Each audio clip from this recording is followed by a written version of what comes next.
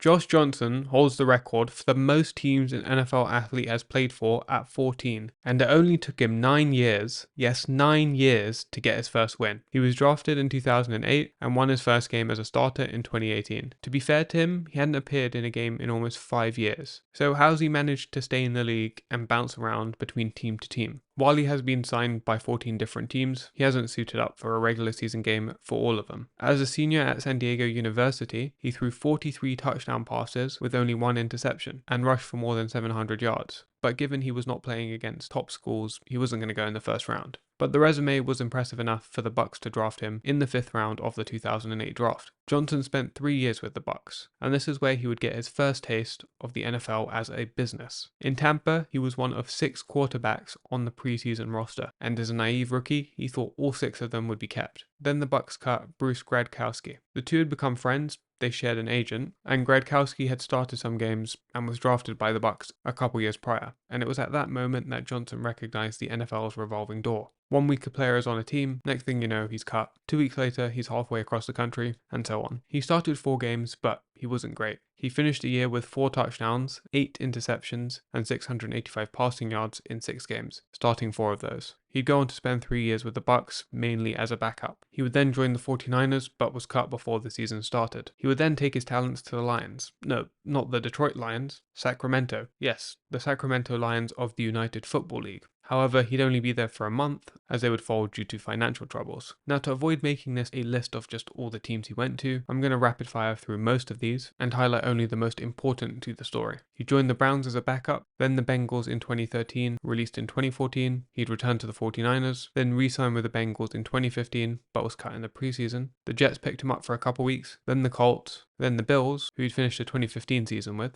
2016 he signed with the Ravens, but cut on the final day, signs a 2-year deal with the Giants, but leaves in 2017, goes to the Texans as a backup, the Raiders in 2018, but not for long, and then he gets to the Redskins in 2018. At the same time, he selected first overall in the draft for the Alliance of American Football, but that league didn't even last a month or two, so he never ended up playing. On the Redskins, Alex Smith had been out for the year with a broken leg, backup Colt McCoy then fractured his leg, and Mark Sanchez was the third option, but he flopped badly in a single start against the Giants. So enter Johnson, who hadn't played a game in 5 years. He said he thought his career was over. I mean, wouldn't you? But this short stint with the Redskins reinvigorated his career. He would get his first ever career win as a starter against the Jags as they won 16-13. He played in 4 games, starting 3, with a 57% completion percentage, 590 passing yards, 3 touchdowns, and 4 interceptions. Coach Jay Gruden praised him for his ability to learn the system quickly after only being on the couch 2 weeks ago. And that's one of the reasons Johnson is still in the league. The ability to absorb a playbook is a super underrated quality. But as JT O'Sullivan said, who was another journeyman quarterback, every time you learn a new offense, it's a little bit easier. It's like learning multiple languages. It's easier to learn the third and the fourth than it is to learn the second.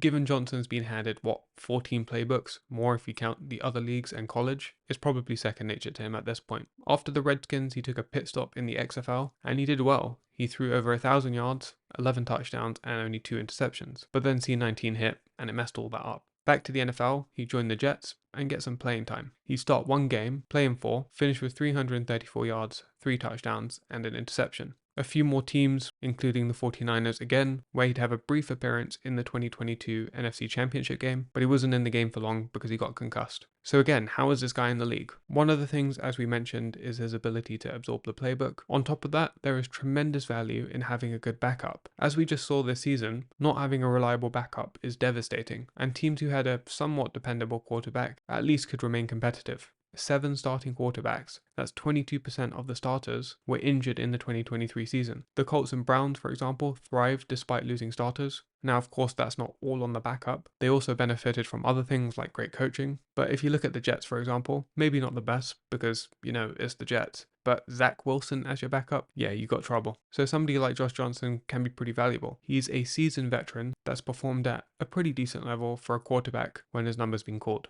He's not a Nick Foles story or a Gardner Minshew, but you can see there have been many teams that have had no backup at all, and that's where Johnson comes in. He's thrived as a long-term backup, and he's one of only 4 players still active from the '08 draft class, a testament to his longevity and perseverance. He's been cut from so many teams, but he took it in stride. He knew his role and he thrived in it, and he attributes that strong mindset to his mother, a single woman raising 4 children, she taught him the art of discipline. Or maybe he's just built different. After all, he is related to Marshawn Lynch. He also had that work ethic, a reason he's been able to stick around for so long despite being bounced around. He acknowledges, as much as getting cut hurts, getting to take advantage of these moments can change your life forever. And one more thing, you have to be likable, and he is. But if you're bouncing around the league, you don't get much time to build rapport. Case in point, Johnson introduced himself to Browns O-lineman Joe Thomas while he was in the huddle. A little hack he had for learning teammates' names though, Madden. He said his goal is to play till 40 at a minimum, so maybe he crosses the 20 team mark while he's at it. However, now he's the Ravens quarterback number 2 after Tyler Huntley left in free agency, so maybe he's there for the rest of his career. And with the new rule passed in 2023, NFL teams can keep a third quarterback without using a third roster spot, so Johnson and those who want to follow in his footsteps should have an easier time securing a roster spot.